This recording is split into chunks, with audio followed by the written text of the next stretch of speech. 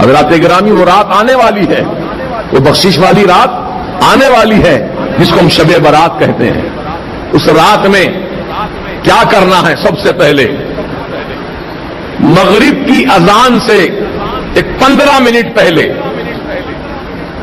جیسے کہ 40-42 پر اذان ہو رہی ہے، تو آپ 5:25 پر بیٹھ جائیے ہاتھ میں تسبیح لے کر، اور 100 مرتبہ درود پاک پڑھیے، اور 40 مرتبہ لا حول ولا قوت الا باللہ العلی العظیم پڑھیے۔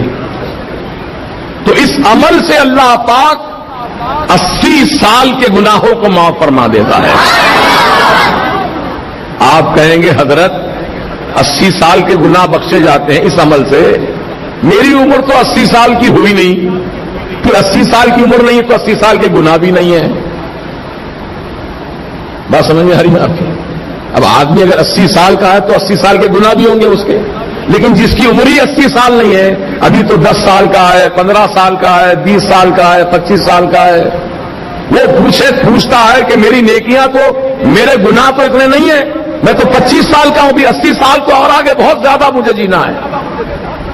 تو اس کے لیے بشارت یہ دی گئی، اے نوجوان، 25 سال کے جو گناہ تیرے ہوئے وہ تیرے گناہ معاف کر دیے جائیں گے، اور جو سال بچے ہیں 25 کے آگے جو سال بچے ہیں وہ تیرے ماں باپ کے گناہ بخشے جائیں گے۔ سبحان اللہ، یہ ہے اس عمل کی برکت۔ تو آپ یاد رکھیں گے، بھول جائیں گے۔ کب پڑھنا ہے یہ؟ مغرب کی نماز سے پہلے، اذان سے پہلے، پھر اس کے بعد نماز مغرب ادا کیجیے، اور نماز مغرب کے ساتھ ہی موقع ہو تو سورہ یاسین 3 مرتبہ پڑھ لیجیے۔ اگر نہیں کچھ تاخیر سے پڑھنے کا ارادہ ہے تو آپ اپنے گھر جائیے اور غسل کیجیے، شب برات میں غسل کیجیے، بڑا مبارک غسل ہے وہ۔ مغرب کی نماز کے بعد غسل اس طرح کرنا ہے کہ پانی میں 7 عدد بیر کے پتے، کتنے پتے؟ 7 عدد بیر کے پتے پانی میں ڈال کر گرم کرو، ہر ایک آدمی کے 7 پتے، ایک آدمی کو غسل کرنا، 7 پتے ڈالے، پانی کو تھوڑا گرم کر لے، پھر اس پانی سے غسل کرے۔ تو اس کا فائدہ یہ ہے کہ اللہ تعالیٰ سال بھر تک اس کو جادو ٹونے سے محفوظ رکھے گا، جادو نہیں ہوگا اس پر۔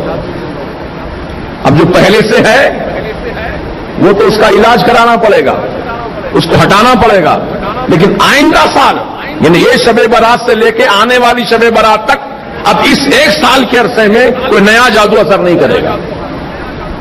یہ اس کا فائدہ ہے۔